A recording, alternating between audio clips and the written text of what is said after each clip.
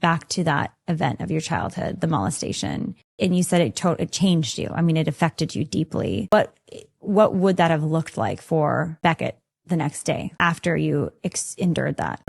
It's almost like you disassociate from it. It's this weird phenomenon because the next day it wasn't like I was traumatized the next day. You should say something. And I'm like, no. But it kind of like the next day, it's almost like you just disassociate from it and you don't think about it and you sort of bury it. But it had so many like effects on my life in so many different ways. I did later in my life become quote unquote gay. I remember thinking like that experience had no effect on my sexuality because I didn't want this like, horrible experience to be identified with my identity. You know, at that point in my life when I was an adult, I was like, I was born gay and like that didn't change anything. And I didn't want that associated with my identity, that really kind of tragic night. And it wasn't until I became a Christian that I realized how important and impactful and